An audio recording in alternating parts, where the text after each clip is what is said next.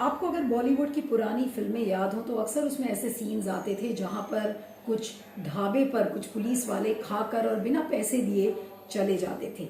और वो सीन्स इतनी घिसी पिटी हो गई थी कि लोगों ने उन सीन्स को बिल्कुल भुला दिया था। लेकिन उत्तर प्रदेश में एक वैसा बहुत ही रोचक मामला सामने आया है जहां पर एक ढाबा मालिक ने कुछ वहां पर खाने वाले जो पुलिस वाले बैठे थे उस ढाबे में उन्होंने खाना खाया, और जब उस ढाबा मालिक ने उनसे पैसे की मांग की तो फिर पुलिस वालों ने क्या किया, उन्होंने ढाबा मालिक समेत जो वहां पर लोग थे उनके ऊपर झूठे केस दर्ज किए और कहा कि उनके पास से गांजा मिला है और वो लोग शराब की तस्करी कर रहे थे। और ये तमाम झूठे मामलों में उस ढाबा मालिक के साथ 9 लोगों को गिरफ्तार करके जेल भेज दिया, सिर्फ इसलिए क्योंकि ढाबा मालिक ने ये कहा कि आपने हमारे यहाँ खाना खाया है और उस खाने का पेमेंट आप करिए।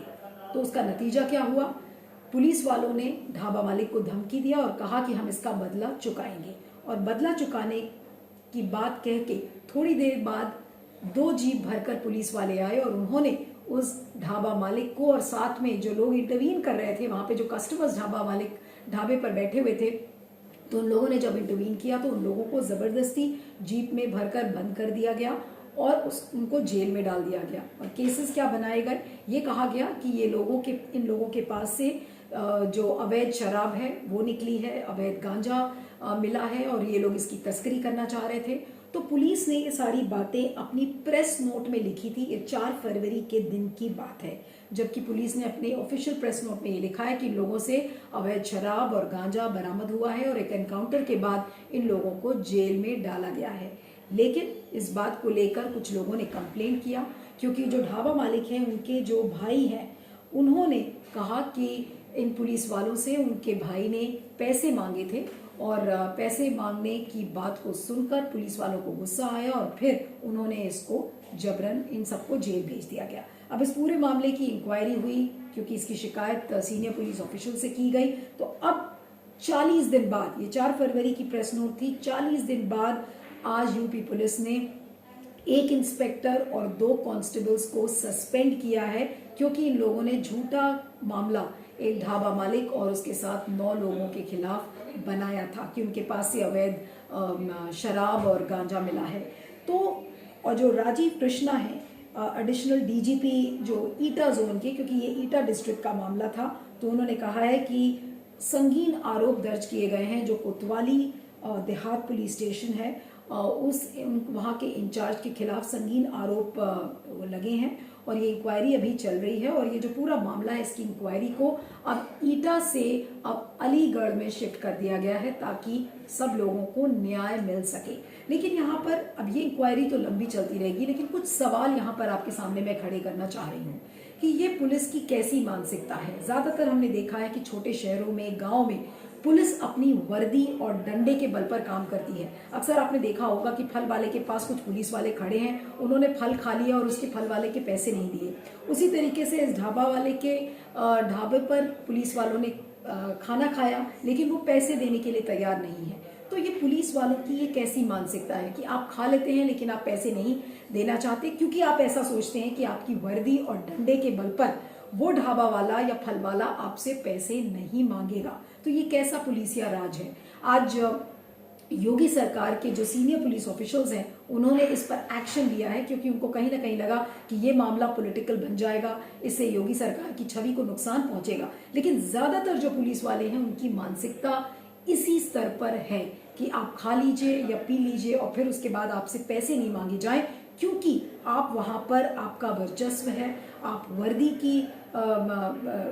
की बातें आप करते हैं, वर्दी के ताकत की बात करते हैं, डंडे के बल पर आप जो चाहते हैं वो करवा लेते हैं। तो ये जो मानसिकता है, क्या पुलिस इस मानसिकता से निकल पाएगी? आज ये मामला मीडिया में आ गया, उजागर हो गया, इसलिए इस डर से पुलिस वालों के खिलाफ एक्शन ले लिया गया। लेकिन आज ऐसे कितने पुलिस वाले हैं जिनके खिलाफ ऐसा काम करने के बाद भी एक्शन नहीं लिए गए हैं? और कानून का किस तरीके से दुरुपयोग हो रहा है कि कोई भी एक मासूम व्यक्ति है उसके खिलाफ आप इतने संगीन आरोप जड़ देते हैं जहां पर वो व्यक्ति जेल में महीनों पड़ा रहे। तो ये है पुलिस राज योगी सरकार में। और पुलिस की जो मानसिकता है, जिसको मैं बार बार ये कह रही हूँ कि ये जो पुलिस की मानसिकता है ये कब सुधरेगी, ये बड़ा सवाल है। आरएसएस और बीजेपी के करीबी मानने वाले एबीवीपी का एक बहुत ही अजीबो गरीब एक इंसिडेंट सामने आया है, जहां पर इन लोगों ने जबरन 2 क्रिश्चियन नन्स को ट्रेन से उतरवा दिया, ये कहते हुए कि ये धार्मिक परिवर्तन कर रही थी।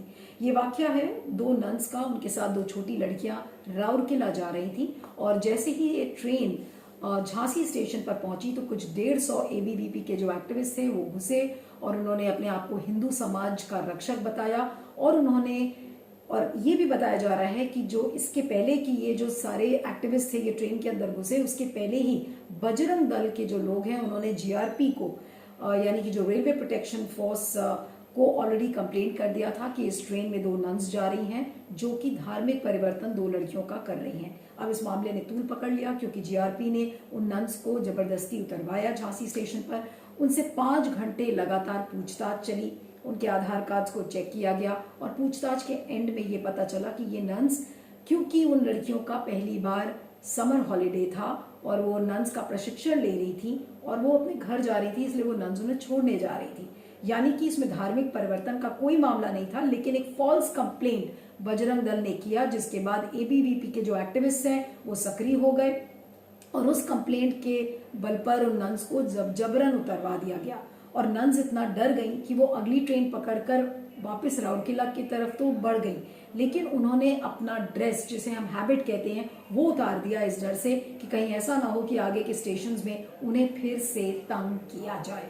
तो इस हादसे के बारे में आप क्या कहेंगे? पहली बात तो ये कि जो फ्रिंज एलिमेंट्स हैं, बजरंग दल, एबीवीपी, आज वो कितने ताकतवर हो गए हैं, उनके खिलाफ कोई एक्शन भी नहीं लिया जाता। अब ये झांसी का मामला है जहां पर योगी सरकार है इस समय और अपने हिंदू मेजॉरिटेरियन एजेंडे के लिए जानी जाती है। हिंदुत्व ताकतों को और एम्बोल्डन करने की कोशिश इन्हीं सब इंसिडेंट से होती आई है और इतने सालों से हम देख रहे हैं कि ये जो फ्रिंज एलिमेंट्स हैं ये कितने ताकतवर होते जा रहे हैं। लेकिन फ्रिंज एलिमेंट्स के ताकतवर होने का मतलब क्या है कि क्या आप माइनॉरिटीज को तंग करेंगे? बेवजह वो बेचारी जो 2 नन्स जा रही थी, आपने उनको जबरदस्ती ट्रेन से उतरवा दिया। उनका क्या कसूर था कि वो 2 लड़कियों को के साथ उनको छोड़ने उनके घर जा रही थी और आपने एक फॉल्स एजेंडा क्रिएट किया कि वो धार्मिक परिवर्तन कर रही थी। यानी कि एक गलत परसेप्शन नन्स के बारे में क्रिएट किया जा रहा है कि वो जबरन धर्म परिवर्तन करती हैं, जबकि ये मामला ऐसा नहीं था।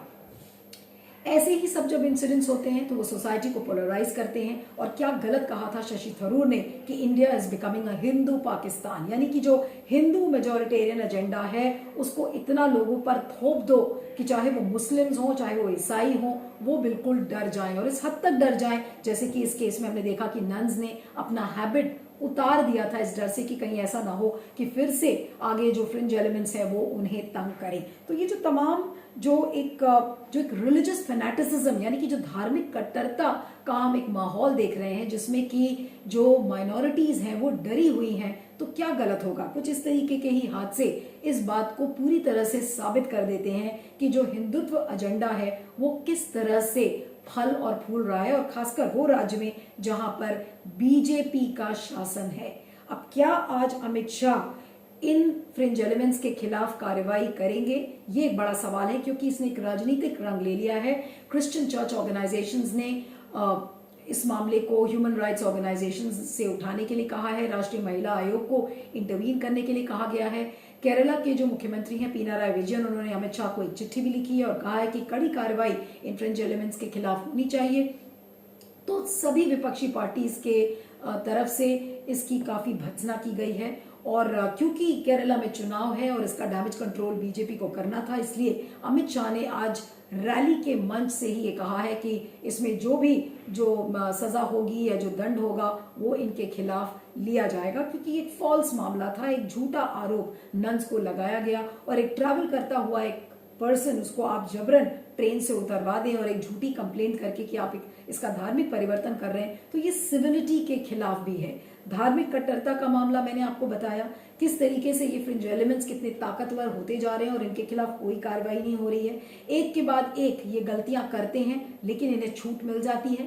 क्यों? क्योंकि ना तो केंद्र सरकार और ना ही बीजेपी शासित राज्य इनके खिलाफ कोई भी कार्रवाई करते हैं। हमने हाल में क्या देखा था, लव जिहाद का मामला, मॉब लिंचिंग का मामला, काउ विजिलेंटिज्म का मामला, ये सारे जितने भी केसेस सामने आए हैं पिछले 6 सालों में, ये सब एबीवीपी, बजरंग दल जैसे जो फ्रिंज एलिमेंट्स हैं वो ही इनको अंजाम देते हैं। लेकिन इन्हें क्या सजा मिलेगी ये देखना है। और आज ये सवाल कोई क्यों नहीं उठाता है कि ये जो फ्रिंज एलिमेंट्स हैं ये समाज को किस तरीके से पोलराइज करने का काम कर रहे हैं, क्या ये एक एजेंडे के तहत काम कर रहे हैं? ये सारे बड़े सवाल हैं जिस पर आपका फीडबैक मुझे इंतजार रहेगा।